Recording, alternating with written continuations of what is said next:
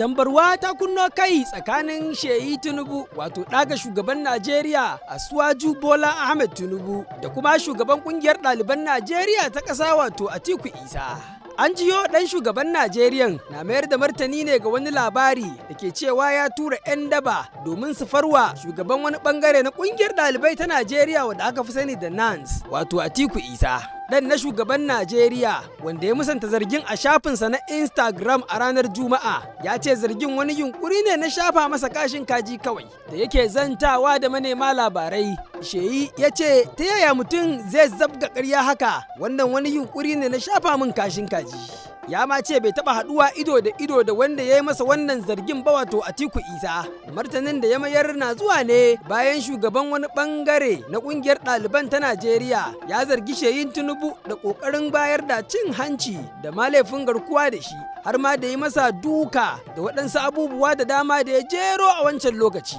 To amma a wani taron manema labarai wanda shugaban kungiyar ɗaliban ta ƙasa Atiku Isa ya yi a baya-bayan nan, shugaban ya zargi shugaba Tinubu da tura 'yan daba waɗanda suka haifar da hatsaniya a inda ake rantsar da shi. Haka zalika Atiku Isa ya kuma zargi ɗan shugaban ƙasar da yunkurin bashi cin hancin naira miliyan 100 domin marawa shugaba Tinubu baya, lamarin da shi kuma shugaban ɗaliban ya ki amincewa da hakan. Kazalika ya yi zargin cewa sanadiyar ƙin karɓar waɗancan zunzurutun kuɗaɗe har naira miliyan 100 da sunan cin hanci ne yasa waɗansu suka kama shi a ranar 15 ga watan Afrilu, inda kuma suka yi masa ɗan karan duka.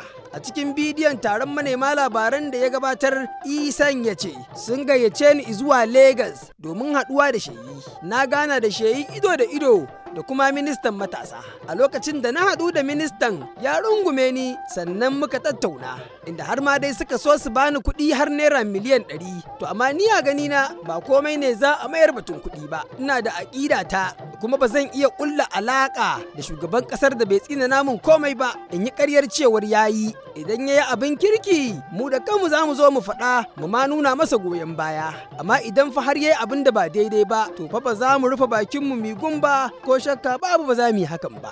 Shugaban ɗaliban Najeriya Atiku Isa ya ƙara da cewa sun kama ni ne a ranar 15 ga watan Afrilu, suka cire min kaya sannan suka min dukan tsiya, suka kuma yi barazanar fitar da bidiyon tsiraici na a haka. Hotunan dukan Atiku Isa na ci gaba da yin yawo a shafukan sada zumunta, duk da dai zuwa yanzu ba a samu tantance sahihancin bidiyon ba. Sheyi Tinubu wanda ɗaya ne daga cikin 'ya'yan shugaban Najeriya Bola Ahmed Tinubu ya daɗe yana haifar da cece kuce a ƙasar sanadiyyar rawar da yake takawa a harkar siyasa da ma shugabanci. A baya-bayan nan dai wasu sun soke shi kan rangadin da ya yi a waɗansu daga cikin jihohin arewacin ƙasar, inda a waɗansu wuraren ya dinga raba abinci ga mabukata. Hakan nan a farkon shugabancin mahaifin nasa Bola Ahmed Tinubu an zargi Sheyin da yadda yake sakankancewa wajen halartar zaman da mahaifinsa ke yi da waɗansu manyan kusoshin gwamnati.